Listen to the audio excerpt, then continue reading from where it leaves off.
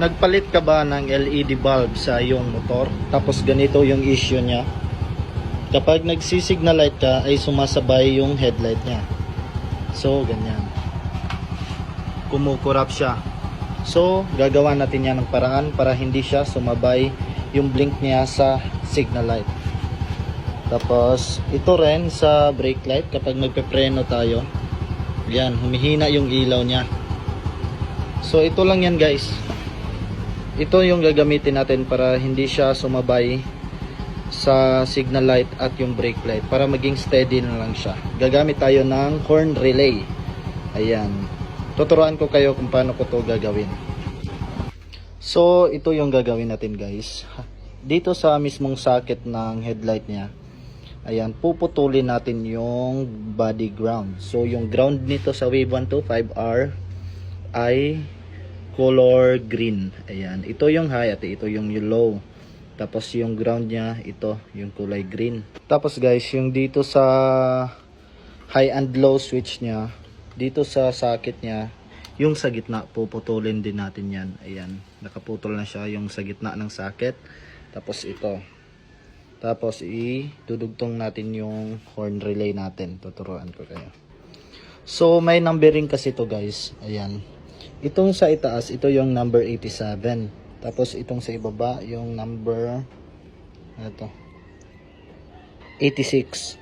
Yung number 87, dito nyo siya idugtong guys sa mismong socket ng high and low switch. Diyan nyo siya idudugtong sa mismong socket niya. Tapos yung 86, idudugtong nyo siya dito sa kaputol ng wire harness.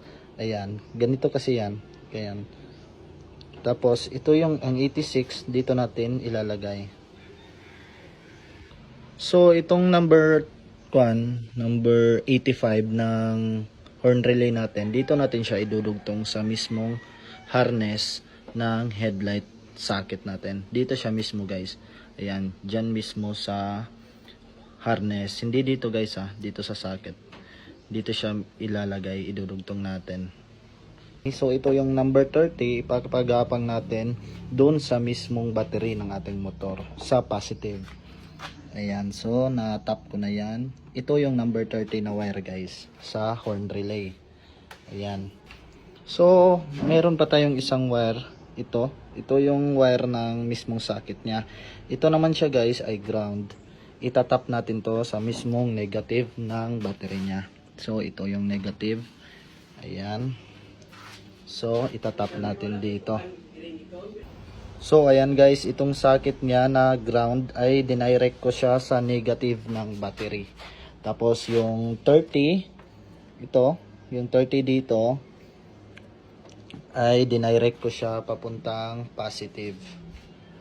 Ayan, ito siya, yung number 30. So i-try na natin kung gumagana ba siya. So naikabit ko na guys, hindi ko muna in electrical tape kasi magte-testing pa tayo. Titignan natin kung gumagana ba. Ayan, headlight on. So naka-on na yung headlight. Tapos i-try natin mag-signal light kung kukurap pa ba siya. So ayan guys, hindi na siya kumukurap kapag nagsisignal light tayo.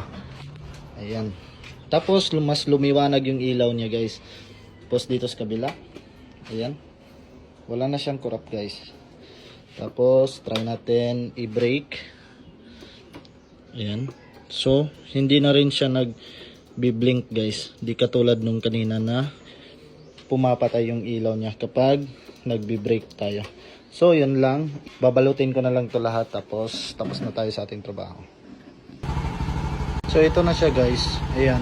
Itong ginawa ko pala guys ay applicable po ito sa lahat ng motor. Basta hanapin nyo lang yung main ground ng wire nya. Sundin nyo na lang yung ginawa ko guys. Kahit anong motor pwede po ito. Ayan, nakasignal light siya tapos hindi na siya nagbi-blink. Tapos try natin i-brake. So ayan, hindi na siya kumukurap.